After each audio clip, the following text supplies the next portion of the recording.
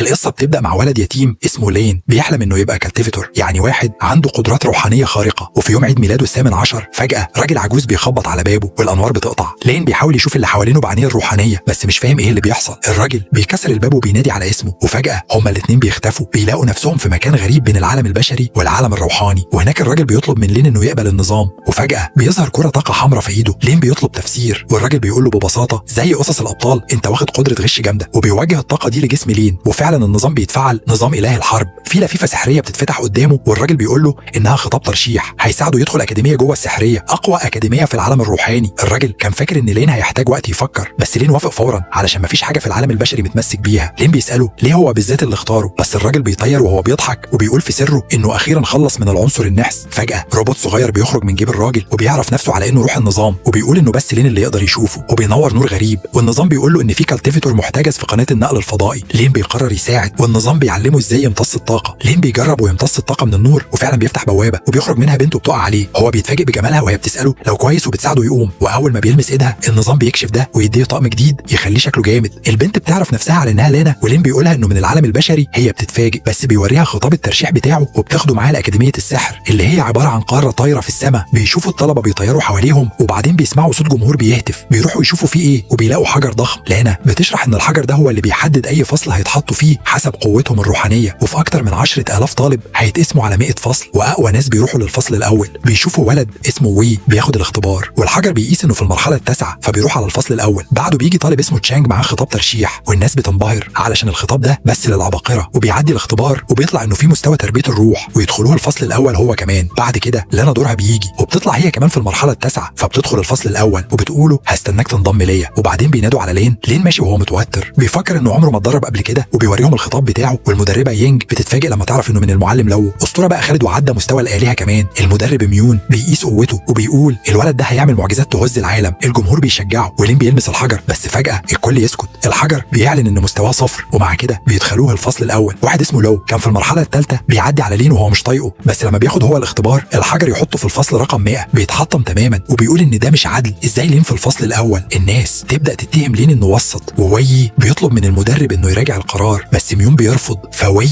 بيتحدى لين. لانا طارت بيه بسرعه واعتذرت له لانها ما كانتش تعرف انه لسه في المستوى الصفري، وقالت له انها هتحميه، وودته لسكن الطلبه. بالليل لين كان قاعد بيفكر يعمل ايه مع الكارهين اللي بيهاجموه، والنظام اقترح عليه انه يطور مستواه وورى له شويه مهمات علشان يترقى. اول مهمه كانت 10 تمرينات ضغط، وفعلا خلصهم بسهوله، وده رفعه للمستوى الاول وخلى قوته تزيد لدرجه انه بقى يقدر يعمل ضغط بصباع واحد. فضل يعمل مهمات تانية وكلها كانت ضغط، ووصل للمستوى الثالث بسرعه، بس لاحظ ان التمرينات مش بتقويه اكتر من كده. ساعتها النظام قال له يروح يسال لانا تاخد له راي. لين خرج من السكن، لكن فجاه اتعرض لهجوم. استخدم عينه الروحيه علشان يتفادى الضربات، واكتشف ان اللي بيهاجمه مستواه الثالث زيه بالظبط. الراجل كمل ضرب وقدر يوجه له ضربه رجعته ورا، بس لين استخدم سرعته الجديده وبقى يتحرك بسرعه، والراجل ما كانش قادر يتبعه. اتصدم لما لقى لين وراه فجاه، ولين رفسه بعيد. وقتها اتضح ان اللي بيهاجمه هو لو، وساله امتى وصل للمستوى الثالث. لين رد وقال له انه عبقري وقدر يطور مستواه في كام يوم. لو طلع تعويذه، والنظام حذره ان ما ينفعش يصد او يتفاداها، وبين له ان الحل الوحيد هو استخدام البوابه السماويه علشان يمتص طاقه التعويذه. بس الخطوه دي كانت خطيره جدا. لو رمى التعويذه لكنها انفجرت فجاه. وقتها لانا دخلت المعركه ووجهت سيفها على لو، لكن في اللحظه دي ظهر واحد تاني شبه لو واقف عند باب السكن وبينادي على لين، وده خلاهم يتلخبطوا. العدو فجاه هاجم لانا، بس لين واقف قدامها وصد الضربه باستخدام البوابه السماويه وقدر يمتص طاقته. لانا ردت بالسيف ودفعت الراجل بعيد، فهرب بسرعه. لين وقع على ركبته من شده التعب، وفهم ان البوابه السماويه بتاذي جسمه جامد. ساعتها ظهر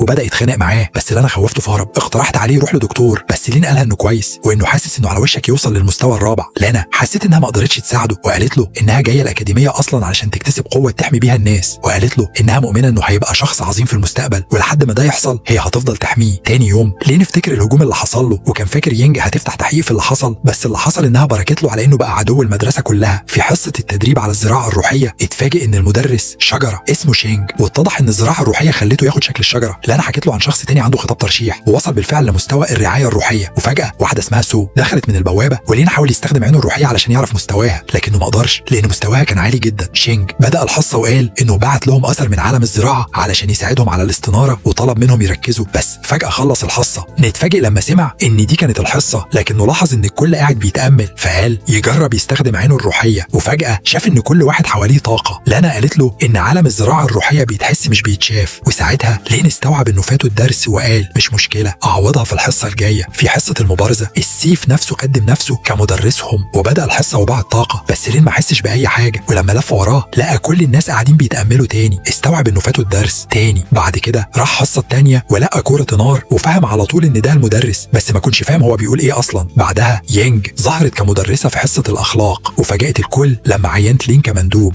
الفصل من غير مقدمات، وادت لكل واحد موبايل وقالت لهم العبوا بيه طول الحصة. الكل بدأ ينفذ، لكن لين كان محتار وسأل يانج هو احنا بنعمل كده ليه؟ قالت له ان حصة الأخلاق شبه حصة الألعاب الرياضية، فبلاش نكد. لين اتضايق لأنه فعلا كان عايز يتعلم حاجة. بعدها مينان رحب بالطلبة في حصة الأرقام والروحانيات وبدأ يشرح لهم، ولين اتبسط أخيرا انه في حصة شكلها طبيعية. بس المفاجأة المدرس قالهم يناموا ويكتبوا اللي حلموا بيه. لين بدأ يحس بالنعاس، وقبل ما ينام مينان قال له مستنياك حمام دم بعد ما تصحى. بعد شوية لين صحوا على صوت لينا وهي بتنادي عليه، واكتشف انهم دخلوا حصة السحر، ويانج قررت تعمل مناظرة سحرية. قالت للانا تبارز تشينج، فلين كان هيقوم بس لانا منعته وبدأت الهجوم. استخدمت مهارة نارية بس تشينج صدها بسهولة. لانا فضلت تجري وتضغط عليه لكنه كان بيرد بكل بساطة. رجعت تهجم تاني وتشينج قالها تقف، بس هي طارت لفوق وغطت نفسها بالنار ونزلت عليه هجوم مباشر. هو استخدم الحاجز بتاعه، والنظام قال لين يستخدم عينه الروحية، وفعلا استخدمها ولقى نقطة ضعف في اسلوب تشينج. لانا نزلت نار على تشينج لكن الحاجز حماها، كان هيهاجم بس لانا ضربت الحاجز وخلته يتشقق وحاولت تكسره، بس تشينج قالها لسه ما وصلتيش للمستوى الكافي، وضربها وقعها على الارض. لين وقف قدامها وحماها باستخدام البوابة السماوية، وده خلق انفجار ضخم خلى المكان كله يتغطى دخان. الكل كان فاكر ان لين انتهى، لكن اتفاجئوا لما لقوه واقف. لين فعل عينه الروحية وهجم بلكمة طاقية، بس تشينج تفاداها بسهولة وربطه بسلاسله وهجم عليه ضربة قوية، بس لين وقف وصمد وقدر يرد على هجمته. الحاجز بتاع تشينج اتكسر والسلاسل اختفت، وفي اللحظة دي لين وصل للمستوى الرابع. الكل اتصدم لانه عمل ده في ليلة واحدة. النظام قال له على المهمات الجاية وقال له انه محتاج يمتص احجار الروح علشان يترقى. تشينج اعترف بالهزيمة وقال انه منبهر، ويينج رحبت بيه في عالم الزراعة الروحية. فجأة الشيخ يوا ظهر وقال ان حصلت مشكلة عند قوس الحرية، فيينج انهت الحصة ومشيت. تشينج قرب من لين ولانا وقال لهم ان عندهم موهبة عظيمة وقرر يساعدهم. لين طلب احجار روح، ولانا استغربت وفكرته بيطلب فلوس. قالت له ان احجار الروح دي عملة العالم، فلين اتكسف، بس تشينج اداله خاتم فيه ما يساوي 5000 حجر روح. وهو ماشي سأل لين انت كمان بتحب الحاجات العسكرية؟ ولقينا انهم الاتنين عندهم نفس الهواية، فبدأوا يقربوا من بعض. وتشينج دعا لين يروح عنده يتفرجوا على افلام حربية. وفجأة سو قربت منهم، هي شايفة انهم ناس كويسين فعايزة تبقى صاحبتهم وعايزة تدرس مادة الاخلاق مع لين. هو قال لها تدور عليه في اي وقت لو احتاجت مساعدة. بنعرف ان معركة الحرية دي مسابقة بقاء سنوية وكل التلاميذ لازم يشاركوا فيها. السيستم بعت له مهمة خاصة بيقول له فيها انه لازم يكون من ضمن اول 50 علشان ياخد سلاح روحاني، ولو فشل هيتحول لبنت. لين حلم انه اتحول لبنت وده خلاه يخاف جدا، بس صحى فجأة وهو واخد قرار انه لازم يبقى اقوى علشان ما يفشلش في المهمة. بيستخدم احجار الروح بتاعته وده بيخليه يوصل للمرحلة السابعة، والسيستم قال له ان جسمه بقى اقوى. جرب يضرب ولاحظ انه بقى يقدر يوجه ضربات قوية بسرعة رهيبة، فقال لنفسه انه عنده فرصة يخلص المهمة الخاصة دي. سأل السيستم عن تفاصيل معركة الحرية فوراه خريطة وقال له ان الحدث ده عبارة عن معركة ضخمة بمشاركة عدد كبير لمسابقة هيشارك فيها اكتر من 50 حلالة في طالب، ومع الوقت منطقة التدريب هتصغر واحدة واحدة لحد ما يفضل واحد بس واقف على رجليه. بسبب قدراته الحالية ترتيبه طلع 50. اتصدم لما عرف كده، خصوصا انه فاضل له شهر واحد بس للتحضير، والسيستم فكره ان الكل بيكرهه وده معناه انهم كلهم هيبقوا بيطاردوه. افتكر انه غالبا هيفشل في المهمة، فراح سأل صحابه لو اتحولت لبنت هتفضلوا تقبلوني؟ بس هم افتكروا ان اتجنن، فحس بالكسوف وفاهم انه لازم ينجح بأي طريقة والا حياته هتبوظ. طلب من السيستم يعرض عليه المهمة اللي بعدها علشان يطور نفسه. السيستم قال له انه لازم يهزم عدو في المرحلة التاسعة على الاقل، بس هو عارف انه لسه مش بالقوة دي. وفجأة السيستم قال له انه فتح له نوع جديد من المهمات، المهارات التقنية، وهيقدر يستخدم جوهر الجبل علشان يتعلم مهارة بمستوى إلهي. فبدأ يفكر يطلب من لانا تخسر قدامه بالعافية، بس لانا فاجأته وقالت انها وصلت للمرحلة العاشرة وكان هيسألها تساعده، بس اتكسف جدا، فبدل ما يطلب منها طلب جوهر الجبل. بعد كده راح لشانج وطلب منه يخسر قدامه، لكن شانج رفض وقال له ما يعتمدش على طرق ملتوية علشان يتطور. لين فضل يلح وفي الاخر شانج وافق، بس قال له انه هيقول له على نقطة ضعفه، واللين رفض شايف ان ده سر خطير. فكر يرجع للانا تاني وفعلا ركع قدامها وطلب منها يسمح له يعمل هجوم مفاجئ، بس لانا فهمت غلط وافتكرت انه هيعترف بحبه ليها، فهي كمان اتوترت وقالت له مفيش مشكلة، احنا لازم نساعد بعض كشركاء، وده خلى لين يفرح جدا. رجع لشانج وقال له انه عايز يتعلم حركة جديدة، فعلمه تقنية التقييد وقال له يستخدمها ضد لانا. في اليوم اللي بعده لانا ادت له جوهر الجبل، بس فجأة تستخدم تقنية التقييد وكان ناوي يهاجمها، لكنها بدأت تعيط فاحتار، وفي لحظة حجر تحت رجليه خلى توازنه يروح ووقع لمس صدرها بالغلط. لانا اتضايقت جدا، ادت له الجوهر وهربت وهي بتعيط.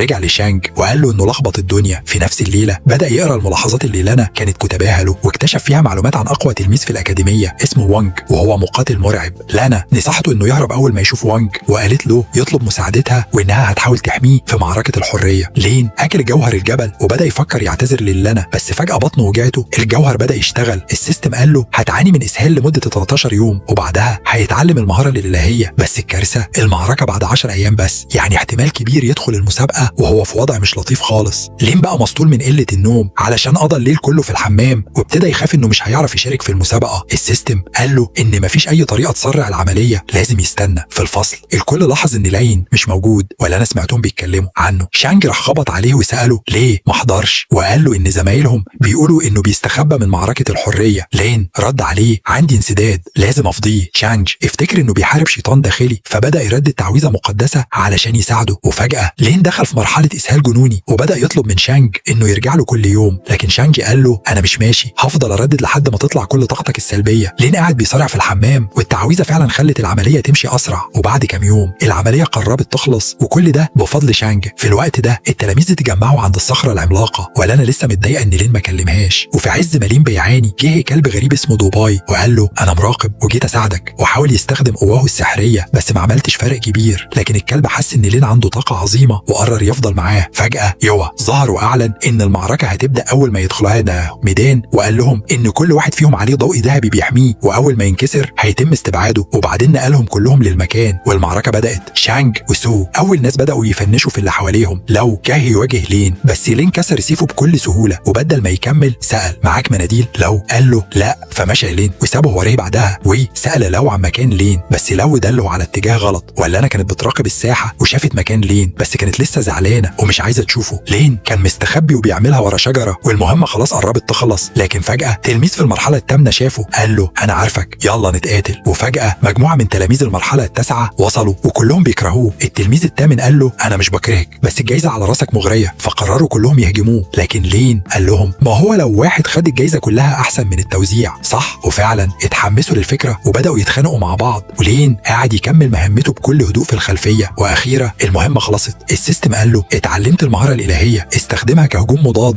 ولين بدا يلمع ويشع نور. كل التلاميذ اللي بيهجموه اتصدموا، لكنه اطلق ضربه طاقه خارقه مسحتهم في ثانيه. بكده هزم مقاتلين من المرحله التاسعه وكمل مهمه الترقيه وبقى في المرحله الثامنه. لكن السيستم قال له لو عايز توصل لاعلى 50 لازم تطور نفسك تاني. فساله عن المهمه اللي بعدها، قال له اهزم 10 من المرحله العاشره واتعلم فنون الارض القتاليه في قمه الصخور السوداء. بص لقى القمه دي طايره في السماء ومش عارف يوصلها ازاي. وفجاه لو ظهر وساله لو محتاج مساعده. لو فتح بوابه سريه ولقى كل الناجين من الفصل الاول مستخبيين جوه، وقال له احنا ضعاف ومش عايزين نقاتل حد، وعايزينك انت اللي تفوز لانك طيب ومش مؤذي. وطلبوا منه فنشهم بلطف علشان ما يحسوش بألم. لين وافق وفعلا خلص عليهم بلطافه، وده زود ترتيبه. بس المتفرجين اتضايقوا وشافوا ان ده ضد القوانين، وكان بيفكر يكمل مهمه الترقيه. لكن السيستم فجاه حذره ان في مقاتل قوي جاي عليه. وفجاه شجره اتقطعت نصين قدامه. فجاه نص المتسابق بيظهر وبيهجم على لين، بس بيتضرب بشعاع طاقه قوي بيخليه يخسر التحدي. النظام بيحذره ان في مزارع قوي قريب، وفعلا بيشوف بنت طايره فوقه وصلت لمستوى رعايه الروح. بنعرف ان اسمها كوين وكانت الثانيه في المسابقه اللي فاتت. هي بتعرف لين وبتقول له تعالى نلعب شويه، وبتكشف انها بتحب تلعب العاب مع الرجاله اللي جايين من العالم البشري علشان تشوف لو ينفع يكون نوعها. بتقول له يجاوب على 20 سؤال في 10 دقايق وهو بيوافق. بيقعدوا مع بعض ولين بيبدا يجاوب على اسئلتها عن العالم البشري، بس هي بتبتدي تساله عن الناس في الاكاديميه. بتساله مين احلى لنا ولا سو، فبيقول سو، بس هي بتزعق له وبتقول له خاين لانها فاكره لنا صاحبته. بس لين بينفي وبيقول ان لنا شايفاه تافه علشان لمس صدرها بالغلط. كوين بتشيك على الهاله بتاعته وبتتاكد انه صادق، فبتكمل الاسئله. بتساله اذا كانت هي احلى من لانا، وهو بيقول انها فعلا احلى، وده بيخليها تتبسط. الوقت بيخلص، بس هي بتساله اخر سؤال برضه، تحب تبقى بشري عادي بس سعيد ولا خالد عظيم بس وحيد؟ لين بيقول انه عايز يكون الشخص اللي يقدر يساعد البشريين يبقوا عظماء ويخلي المزارعين سعداء. اجابته بتعجبها، فبتقول له اهلا بيك في النادي بتاعي، انت اول عضو. وهو بيستعد يمشي، بس هي بتقول له انه مش هيمشي لانهم لازم يفضلوا يلعبوا لحد ما المسابقه تخلص. النظام بيحذره انه مش هيوصل ضمن ال50 الاوائل لو فضل معاها، فبيفكر ازاي يوصل لقمه الصخره السوداء. بيفكر في خطه وبيركب على المكنسه بتاعتها وبيقولها انه عارف مكان حلو يلعبوا فيه وبيوجهها ناحيه القمه. في نفس الوقت لانا بتقابل دوبا اللي بيقولها ان في ناس بتطارد لين علشان الجايزه، وبيقول انه مش قدهم، خصوصا انه مش في حالته. دوبا عارف ان لين عنده اسهال علشان يستخدم فن الهي غريب، وبيقول انه عارف مكانه من ريحه البراز بتاعه. لانا بتفهم ساعتها ان ده السبب اللي خلاه ما يكلمهاش وقتها. وفجاه واي بيظهر وبيهجم عليهم، بس المشهد بيتنقل للين وكوين وهما بيوصلوا قمه الصخره السوداء. النظام بيقول للين انه على وشك يمتص طاقه الارض، بس العمليه هتاخد 24 ساعه، وبيفكروا انه ممكن ينفذ كمين على كوين بعد ما تكتمل العمليه. بعدها بيشوفوا مزارع غريب فوق القمه، وكوين بتساله هو مين، فبيعرف نفسه باسم التشين وبيقول انه مستني لين، لكن فجاه بيختفي. لين بيسال كوين لو شافته، لكنها بتقول انها مش شايفاه، وبتقول له يمكن كان بيتخيل. يينج بتكون عارفه تشين وبتقول انه محبوس في المرحله الثامنه، بس مينين بتقول انها اتخدعت فيه وانه كان بيهرب من الكارما. مينين مش عارفه مستواه الحقيقي، وبتقول انه مهتم اكتر بلين تين علشان الطلاب اللي تتوصى بيهم السنه دي ليهم علاقه بيه. مينين بتقول ان رئيس الاكاديميه خلاه يمسك منصب قبل ما يختفي، لكن ملوش اي سجل قبل كده، وده بيخليها تتساءل هو مين اصلا. بس مينين تضحك وتقول لها هتعرفي بعدين. في الوقت ده لانا بتقطع هجوم واي وبتكتشف انه هو اللي كان عامل الكمين للالين، فبتساله ليه مستهدفه. بيرد عليها ويقول ان البشر هم اعدائه، وبيحذرها تبعد عن لين علشان ما تبقاش عدوه لطائفته. لكن دوبا بيهجم عليه فجاه، واي بيرد بالهجوم، ولانا بتقرب منهم وبتدخل المعركه، بس واي بيقدر يصدها ويرجعها ورا. بيكتشفوا ان اتباع طائفه واي جم، فلانا ودوبا بيجروا يهربوا، بس واي واثق انهم مش هيعرفوا يفلتوا. نرجع للين وهو بيلعب لعبه مع كوين وبيكسب، لكن هي بتلعب في النظام وبتفوز في الاعاده، وهي بتحلم تفتح شركه العاب في العالم البشري، وبتقول له انه ممكن يبقى المدير بتاعها، وبينهم كيمياء حلوه. النظام بيبلغه ان امتصاص طاقه الارض فاضله 5 دقايق، وبيكشف ان الحاله النفسيه الحلوه سرعت العمليه. وهم قاعدين بيتفرجوا على شروق الشمس، كوين بتعترف انها انبسطت وبتقول له انه اول صاحب ليها. بتحكي له ان الناس بيقولوا عليها عبقريه، بس مش بيشوفوها كانسانه، بيستخدموها كاداه زراعه بس. لين بيقترح انهم يغيروا العالم ويأسسوا طائفتهم الخاصه. الفكره بتعجبها، لكنها بتشك في صدقه وبتفكره انها تقدر تكتشف الكذب. بتقول له انه من وقت ما وصلوا للقمه وهو مش صريح معاها علشان الهاله بتاعته بايظه، بس بنعرف ان الهاله اللي حواليه دي مش كذب، دي طاقه الارض اللي بيجمعها. وكوين فاهمه غلط. لين بيحاول يشرح لها انه كان بيتدرب، بس هي مش مصدقه علشان هو كان بيلعب معاها طول الوقت. فجاه النظام بيوقف الامتصاص والهاله المضطربه بتختفي. لين بيقرر يقول الحقيقه انه كان ناوي يهاجمها. كوين بتعرف انه صادق، فبتقول له يلا جرب، وبتستدعي العصايه بتاعتها ومستعده تستخدم مهارتها. لين كمان بيتجهز للمعركه، لكنه بيقول انه كان صادق ومش فاهم ليه مش مصدقاه. الكلام ده بيخليها تتردد وتسيب نفسها، بس النظام بينصحه يهاجم وبيطلق الطاقه من جسمه وبيضربها. هي بترد بسرعه وبتضربه ضربه جامده تخليه يقع على ركبته. بتزعق له ليه هاجمتني، فبيقولها ان ده كان بالغلط، وهي بتحس انه بيقول الحقيقه. بيقولها ان كل حاجه قالها صح، وان تدريبه هو اللي عمل الاضطراب في هالته. بس كوين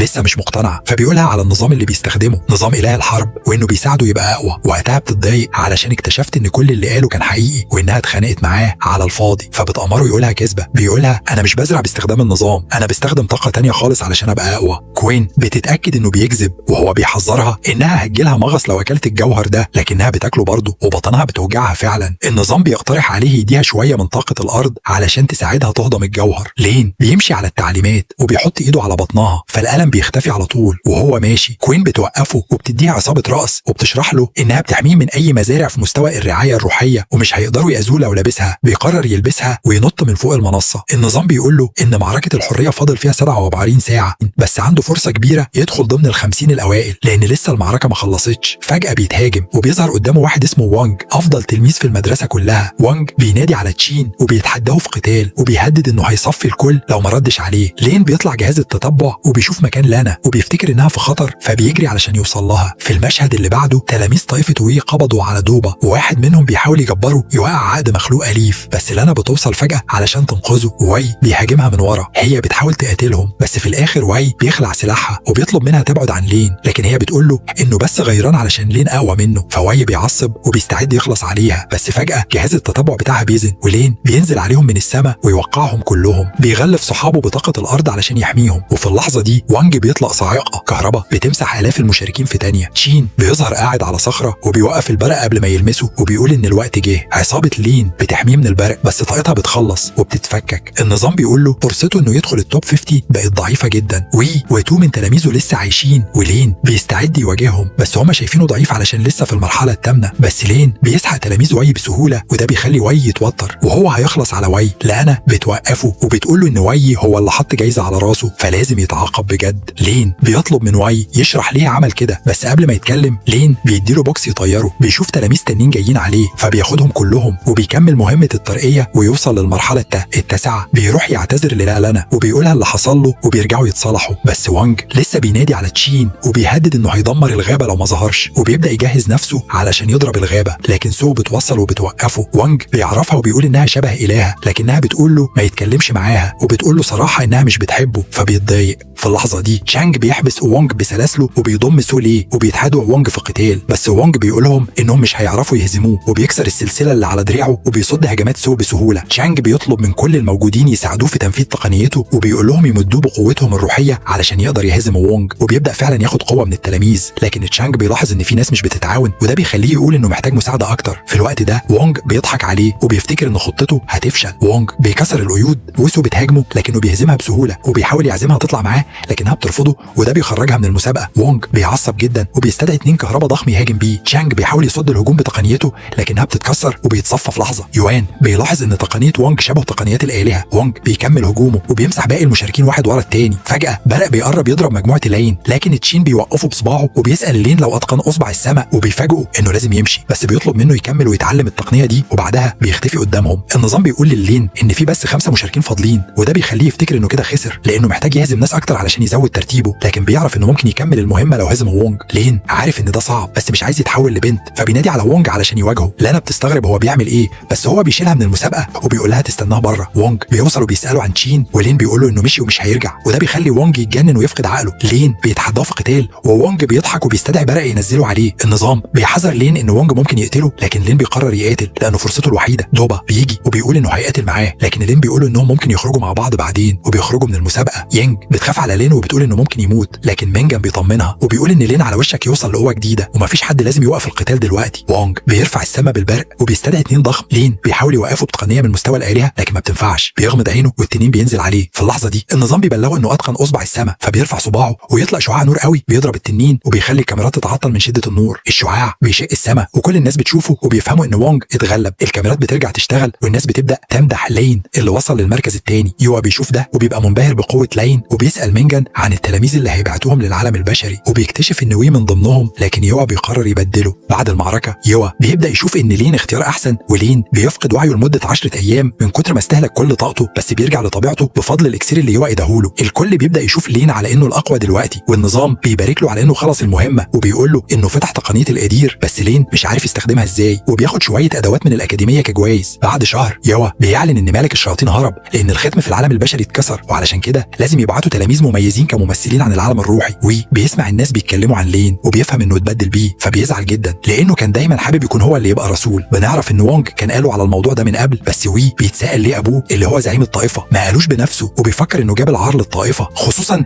ان وونج هو كمان خسر قدام لين وبيفتكر ان الطائفة مش لازم تعتبره فاشل وان ابوه المفروض يستخدم نفوذه علشان يضمن له مكان. لكن وونج بيضحك عليه وبيستدعي 2 كهرباء وده بيخلي وي يقع على ركبته من الرعب وبيفكره ان في فرق كبير في القوة بينهم وبيكشف له ان يوا قال حاجة لابوه بس وي مش جاهز يعرف الحقيقة. يوا بيعلن عن اختيار لين وتشانج ولانا كممثلين وبيعين لين كقائد للمجموعة وبيقول ان قوته استثنائية ولين بيقول انه متشرف بالمهمة وبيوعد انه هيكملها. دوبا بيديله لفافة ولين بيعرضها قدام الناس وبيقول لهم انه هيشتري لهم حاجات من العالم البشري مش علشان يكسب لكن علشان يعمل اصحاب جداد. الناس كلها بتفرح وبتشجع لانهم عايزين يشتروا من العالم البشري، بس وي شايف ان الرسول مش مفروض يعمل كده. وقتها كوين بتعلن انها هتفتح نادي اي سبورت مع لين وبتقول انهم بيستقبلوا اعضاء جداد وكل الناس بتبقى مبسوطة جدا بالخبر. تاني يوم التلاميذ بيصطفوا قدام سكن لين علشان يشتروا منه وكوين بتعرض عليهم العاب فيديو ووي بيغير لانه شايف ان شغلهم ناجح وبيفتكر كلامه مع وونج. وونج كان قال له ان يوا قال لزعيم الطائفة عن توقعات مينجان اللي بتقول ان الرحلة للعالم البشري هتكون خطيرة ووي ممكن يموت لو راح كممثل، وبيوضح ان حتى لين برضه في خطر، بس مينجان قال ان إرادة السماء عايزة لين هو اللي يروح مش حد تاني. وي بيفكر في ده وبيتساءل ليه إرادة السماء ما اخترتوش هو وبيبدأ يعيط. وفي اللحظة دي النظام بيبلغ لين انه فتح تقنية البكاي لانه خلى عدوه يعيط. لين بيتفاجئ وبيقول مين اللي بيعيط وفجأة كوين تلمسه على كتفه وبتقوله ان في ناس سجلوا في ناديهم فبيقول لها ان ده بسبب اسلوبه التسويقي العبقري. لانا بتشوفهم وبتبدأ تغير وفجأة كوين بتديه ختم التخزين بتاعها وبتقوله انه مميز جدا. وفجأة مينجان بيظهر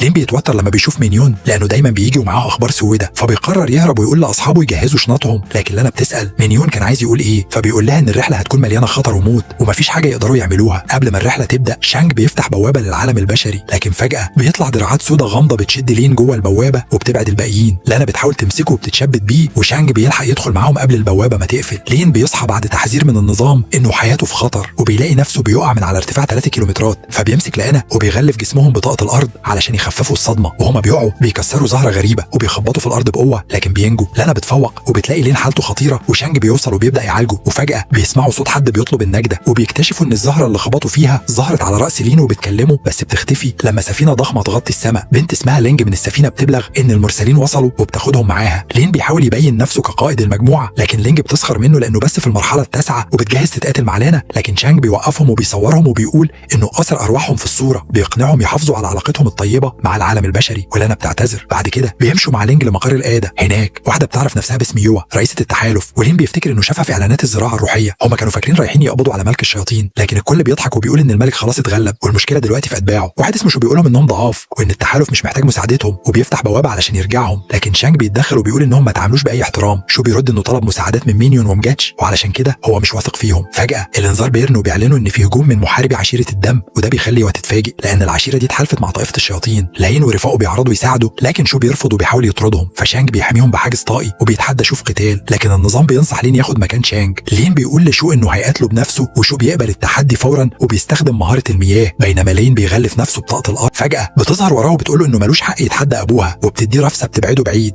لينج بيكمل ضربه وهو بيقول لشو يستسلم وبيقول عليها عبقريه، بس لينج بيمسكها وبتستخدم قدرتها علشان تفلت منه. بتندفع ناحيته وتبدا تضرب بايديها وبتعمل انفجارات، لكن لينج بيستخدم البوابه السماويه علشان يمتص طاقتها، فبتضطر تتراجع. بتحاول تهاجم بكره طاقه، بس البوابه بتمتصها هي كمان. لينج بياخد الطاقه دي وبيهاجم على شو اللي بيرد عليه بمهاره من المستوى الالهي. شو بيحاول يدافع، بس لينج بيستخدم مهاره العييط. وفجاه شو بيتذكر لحظه مراته وهي بتسيبه. لينج كان هيضربه الضربه القاضيه، لكن يو بتمتص كل طاقته. بتقول انهم الاثنين شاطرين في الاوهام، وبتلاحظ ان شو بيعيط، وبتقول ان مهاره العييط دي وهما من مستوى الروح. يو بتعترف ان قوته جامده، لكنها بتتحداه انه يتحمل هجومها الروحي قبل ما يقبل مساعدتهم. بتستخدم مهارتها وبتحيطه بطاقه سحريه، بس لينج بيرفض يستسلم. بتندفع عليه، لكن بتفقد وعيها اول ما تدخل مجال التاثير بتاع المهاره. لينج بيمسكها وبيستخدم تقنيه القدره المطلقه، وبيبدا يخرج منه هاله قويه وعمود نور بينزل من السماء، وده بيسمح له انه يلغي وهم يو. الكل بيتفاجئ، وبيظهر ان التقنيه دي بتخلي رغباته تتحقق في العالم. بينزل بهدوء على الارض، وشو بيدرك قد ايه عالم الزراعه ده واسع. يو بتساله اذا كان استخدم وهم، لكنه بينفي وبيقول ان ده يعتبر هجوم روحي. فبتعترف بالهزيمه وبتوافق تاخد مساعدتهم. الانذار بيرن تاني، فبيفتحوا بوابه، وشو بيقول للينج ولين انهم لازم يتفاهموا، وبيرميهم جوه البوابه. وهما بيتنقلوا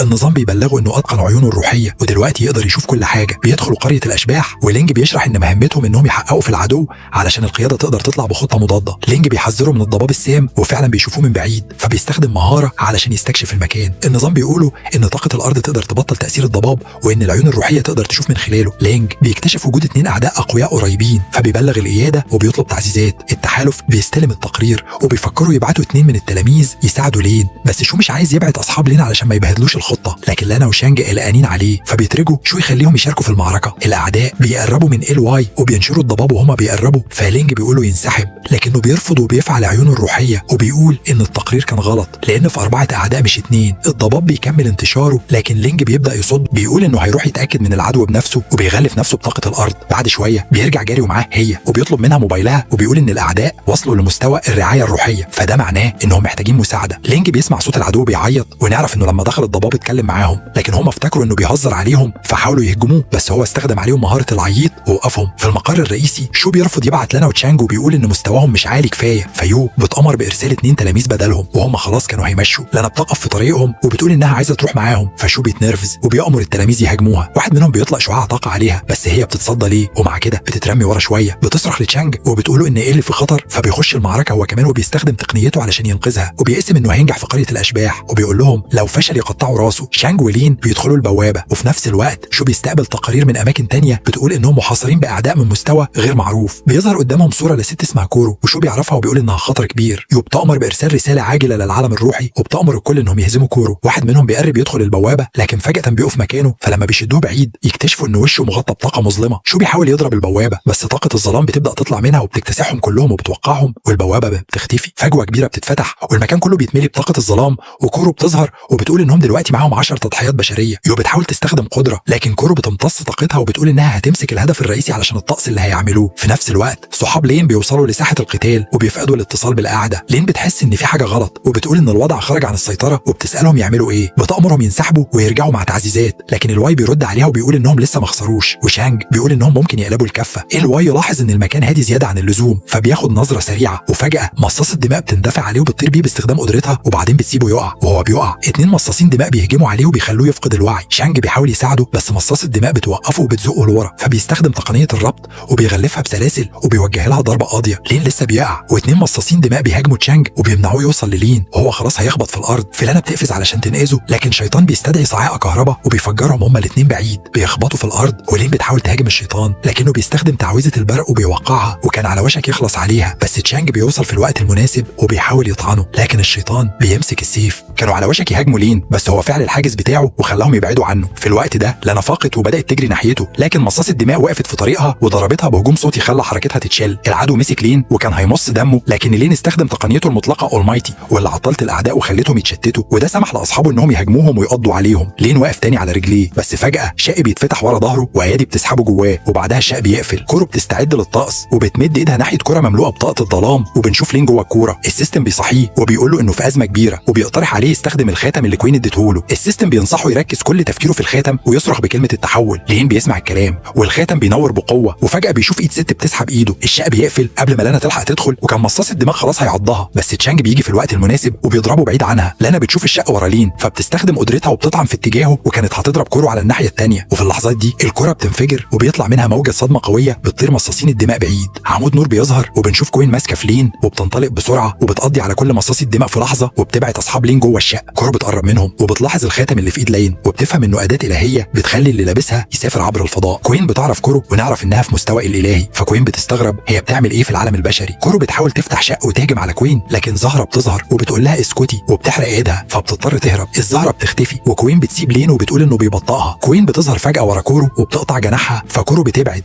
وكوين بترجع لحلفائها وبتقول ان كورو مش هتستخدم قوتها الكامله في العالم البشري، وده معناه انهم يقدروا يغلبوها. كورو بتشيل جناحاتها وبتستدعي مسمار الهي بيمتص طاقه الزراعه من اللي قبضت عليه، والمسمار بيضرب الارض وبيظهر منه سيف الهي. كورو بتكشف ان ربها امرها تروح العالم البشري وتستخدم 3 اسلحه الهيه علشان تقتل لين. بتمسك السيف وبتبدا تقرب منهم. السيستم بيقول للين ان السيف ده ممكن يكسر القوانين وممكن كمان يدمر السيستم نفسه. كورو بترمي المسمار على لين وبيسيب ايده وبيقربوا منها وبتطعن ايده، وده بيفسد جسده وبيخليه ينهار. صحابه بيحاولوا ينقذوه، بس قوه غامضه بتمنعهم وبتسحب قدراتهم. قرص طاير بيروح لكورو وبتكشف انه سلاح الهي تاني، ولما بتفعله بيخلق تشكيل ضخم حواليهم. كورو بتقع على الارض وبتقول لهم ان التشكيل ده هيدمر العالم مع شروق الشمس. سالوها ليه بتعمل كده، فكشفت ان هدفها تتخلص من لين لانه مش من العالم ده، وبعدها فقدت وعيها. لين اتعرض عليها عرض يضحي بحياته مقابل قوه مطلقه وكان هيقبل، لكن جنيه ظهرت ووقفته وقالت له ما يعملش كده. الفساد بيوصل لعينيه وفجاه بيشوف سيف ضخم، والسيستم بيقول له انه دلوقتي جوه عالم داخل جسده. السيف بيفك قيوده وبيمسك السيستم، وده بيخلي الفساد ينتشر اكتر، والسيستم بيقول له ان السيف بيقطع الاتصال اللي بينهم. جنيه بتطلع من قلب السيستم ولين بيجري عليها، لكنها بتطلب منه يوقف وبتحذره انه لو لمسها هيقع في كارثه. الجنيه بتكشف ان اسمها تينا وانها من عالم تاني كانت فيه معاه، لكن فقدته بسبب كارثه، وعلشان كده استخدمت كل قوتها علشان تجيله في العالم ده وتغير مصيرهم. بنعرف ان المعلم لو ساعتها تلاقيه وهي تحولت للسيستم علشان تكون معاه، بس للاسف هي مش من العالم ده والسما هتتخلص منها. لين بيبدا ينسى ذكرياته معاها وبيفهم انها كانت بتحميه طول الوقت، وهي بتقول له ان الكارثه هتنتهي لما تختفي، لكنه فجاه بيحضنها وبرق بينزل عليهم، بس هو بيستخدم اصبع السما ويكسر السما وبيرجعوا للعالم الحقيقي. بيلاقي اصحابه كلهم فاقدين الوعي، وتينا بتقرب منه وبتقول انهم يقدروا يوقفوا الكارثه، بس هتفضل ترجع طول ما هي لسه موجوده. التشكيل على وشك التفعيل، ولين بيقول لها انه عايزها تفضل لكنها بتبدا تختفي، وده بيخليه حزين. تينا بتقرر تكمل لحد الاخر كانها روح السيستم، وبتطلب منه يجهز للمعركه الاخيره. لين بيستخدم تقنيته المطلقه الالمايتي علشان يتحكم في الاسلحه الالهيه. تينا بتقوله ان المسمار الالهي ممكن يدمر التشكيل، ولين بيستخدم العين الروحيه وبيشوف نقطه ضعف التشكيل، بيضرب بالمسمار وبيكسره وبيمسك السيف الالهي وبيرفعه للسماء. كره ضخمه من البرق بتنزل، لكنه بيستخدم تقنيه سيف السماء وبيطلق شعاع طاقه قوي بيهزم الكره تماما وبيوقف الكارثه. السماء بتصفى والشمس بتطلع، لكن تينا بتبدا تطير وتختفي، وبتدي لين اخر مهمه يدور عليها في مملكه الارواح. بتقول له انهم هيتقابلوا تاني لما يخلص المهمه، وبتوديه بتودعه وهي بتختفي تماما. بعد المعركه بنعرف ان كل المزارعين نجوا، ولين لسه معاه الاسلحه الالهيه بس مش قادر يستخدم قوتها. الاكاديميه بتحتفل بعودته ولسه عنده السيستم،